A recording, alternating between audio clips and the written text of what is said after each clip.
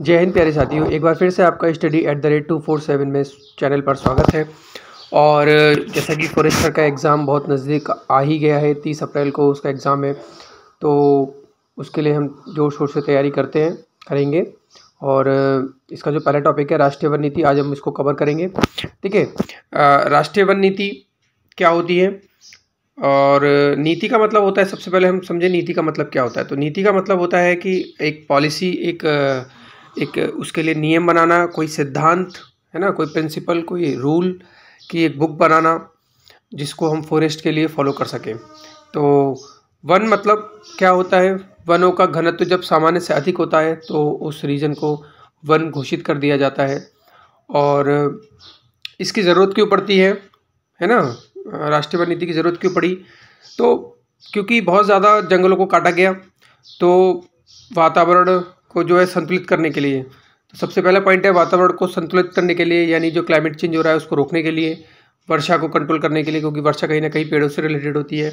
भूमि का कटाव यानी जो इरोजन हो रहा है, जब बारिश होती है तो भूमि का कटाव होता है, इरोजन होता है, उसको रोकने के लिए, बाढ़ को नियंत्रित करने के लिए, है ना, और प्रदूषण को नियंत्रित करने के लिए। तो ये सारी चीज़ों को करने के लिए राष्ट्रीय वन नीति की ज़रूरत हमको पड़ी। राष्ट्रीय वन नीति में सबसे जो इम्पोर्टेंट है, एक भारत की पहली राष्ट्रीय वन नीति, यानी भारत की पहली राष्ट्रीय वन नीति कब लागू की गई, तो इसकी डेट बहुत ज़्यादा इम्पोर्टेंट है और ये है 19 अक्टूबर 1894, है ना। तो ये आपको याद करनी है, ये एग्ज़ाम में बिल्कुल छपने वाली है, समझिए 19 अक्टूबर 1894 में भारत की पहली राष्ट्रीय वन नीति लागू की गई। अच्छा, इसका बैकग्राउंड क्या रहा? इससे पहले जब ये इस वन नीति से पहले इसका बैकग्राउंड अगर हम देखें तो सबसे पहले हम 1854 में हम देखते हैं कि डॉक्टर मैक्सीलैंड थे, जो कि वन अधीक्षक थे। वो अपनी एक रिपोर्ट प्रस्तुत करते हैं कि भाई वनों की अंधाधुंध जो कटाई हो रही है उसको रोका जाना चाहिए। वो अपनी रिपोर्ट में इस पर फोकस करते हैं। ये पहली रिपोर्ट आती है इनकी वनों से रिलेटेड। इंडिया में भी पहली रिपोर्ट थी वनों से रिलेटेड, तो डॉक्टर मैक्सीलैंड की, जो वन अधीक्षक थे। इसके बाद इसी रिपोर्ट को आधार बनाते हुए 1855 में, क्योंकि उस समय जो वायसराय थे वो डलहौजी थे, और डलहौजी ने जो है वन संरक्षण की नीति को अपनाने पर जोर दिया। और फिर इसके बाद आता है सन 1864 में। 1864 का जो टाइम था, इस समय जो है डाइट्रिच बेंड्रिस, बहुत ज़्यादा इंपॉर्टेंट नाम है, डाइट्रिच बेंड्रिस जो जर्मन के थे, वो पहले, भारत के पहले जो है वन महानिरीक्षक बनाए गए। ठीक है, भारत के पहले वन महानिरीक्षक बनाए गए जो 30 वर्षों तक रहे। वन महानिरीक्षक का मतलब होता है इंस्पेक्टर जनरल की पोस्ट थी भारत के अंदर पहली।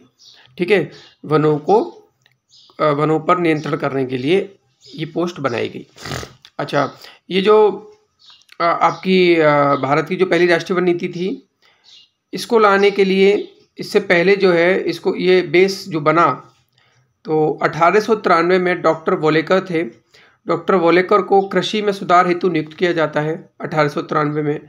वो अपनी रिपोर्ट देते हैं और अपनी रिपोर्ट में कहते हैं कि भाई आपको वनों की पॉलिसी पर काम करना चाहिए और एक निश्चित बल देना चाहिए उसकी पॉलिसी बनाने के लिए।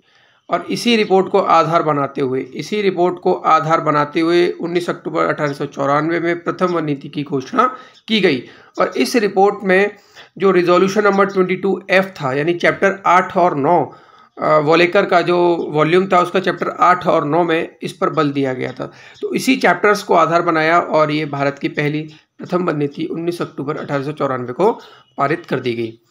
इसमें एक चीज़ और ये है कि अगर कोई पूछ लेता है कि भाई क्यों लाना पड़ा इसको, तो जाहिर सी बात है कि उस वक्त क्या हो रहा था कि जो व्यापारिक उपयोग था रेलवे ट्रैक, क्योंकि 1893 में रेलवे भारत में आ चुकी थी, है ना, तो रेलवे के लिए साल, सागौन जैसे वृक्षों को काटा जा रहा था। साल आपके तराई रीजन में मिलते हैं, सागौन या सागवान जिसको बोलते हैं वो आपके मध्य प्रदेश में सबसे ज़्यादा मिलते हैं। ठीक, ये क्वेश्चन कई बार एग्जाम में पूछा गया है। और सागौन जो है आपका काफ़ी हार्ड लकड़ी होती है, तो जो रेल के जो स्लीपर्स होते थे, पटरियों के बीच में लकड़ी डाली जाती थी, उसके लिए काफ़ी मात्रा में इनके वृक्षों को काटा गया। ब्रिटिशर्स के द्वारा हो रही थी, इसलिए प्रथम वन नीति की आवश्यकता पड़ी। तो अब इसमें हम मेन बात करेंगे कि जो है मुख्य उद्देश्य क्या थे इसके, तो वनों से अधिक राजस्व प्राप्त करने, क्योंकि ब्रिटिशर्स थे तो वो अपने रेवेन्यू को ज़्यादा से ज़्यादा जनरेट करना चाहते थे, वनों पर अधिकार चाहते थे। ठीक है, वानिकी प्रबंधन में इसका मुख्य उद्देश्य था वानिकी प्रबंधन यानी मैनेजमेंट करना और वनों की अपेक्षा कृषि को प्राथमिकता देना। तो इसमें जो है कृषि को ही प्राथमिकता दी गई वनों की अपेक्षा। अच्छा, इसमें जो मेन इम्पोर्टेंट पॉइंट ये है कि वनों को 4 भागों में बांटा गया। पहला था संरक्षित वन। संरक्षित वन यानी इंग्लिश में बोलते हैं प्रोटेक्टेड फॉरेस्ट। ये ऐसे वन थे जो कि भौतिक और पर्यावरण की आवश्यकता को पूरा करते थे, यानी पारिस्थितिकी तंत्र के लिए बिल्कुल एसेंशियल वन है, मतलब इनको आप छेड़ नहीं सकते। ये इस तरीके के वन थे, इसमें आप कोई भी एक्टिविटी नहीं कर सकते। इसके लिए आपको परमिशन की ज़रूरत पड़ेगी, ठीक है, किसके, जो भी वहाँ का हेड होगा, ठीक है, जो भी वन निरीक्षक होगा उसकी आपकी परमिशन की जरूरत पड़ेगी। दूसरा क्या है आपका, व्यापारिक वन थे। तो व्यापारिक वन का मतलब जो व्यापारिक उद्देश्यों की पूर्ति करते थे, जैसे कि अभी मैंने बताया कि साल सागौन के वृक्षों को काटा जाता था स्लीपर सेल के बनाने के लिए। तो मैं आपकी जानकारी के लिए बता दूं कि जो सागौन का जो वृक्ष था वो 1842 में उसको लाया जाता है भारत, उससे पहले नहीं था वो। अच्छा, लघु वन की हम बात करें तो लघु वन जो है वनोत्पाद सामग्री। वनोत्पाद सामग्री का मतलब होता है कि लाख, गोंद और बूटी, औषधि, है ना, ये सब वन से उत्पन्न सामग्री जो है, तो इनको लघु वन बोलते हैं। लघु वन के अंदर ये सारी चीज़ें आती हैं और जो लकड़ियाँ होती हैं, इमारती लकड़ियाँ, ईंधन के लिए लकड़ियाँ जो चाहिए, तो वो गांव वाले लघु वन से ही प्राप्त करते थे आपका, है ना। उनको ऊपर वालों पर अधिकार नहीं था कि आप काट के ले जाएं, लघु वन से ही वो अपनी ज़रूरतों को पूरा करते थे।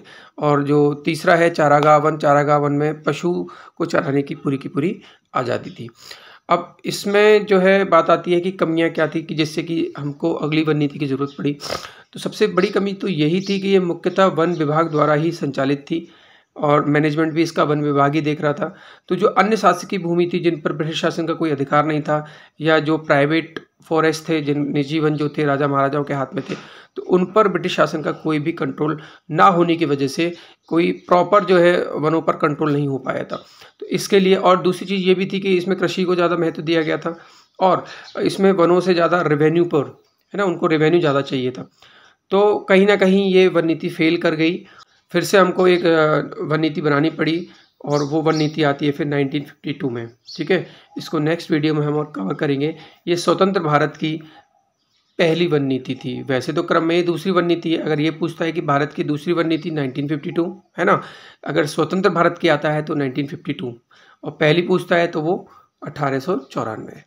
आशा करता हूँ ये वीडियो पसंद आएगा। नेक्स्ट वीडियो में हम 1952 दूसरी वन नीति की या स्वतंत्र भारत की पहली वन नीति पर चर्चा करेंगे। धन्यवाद मेरे साथियों।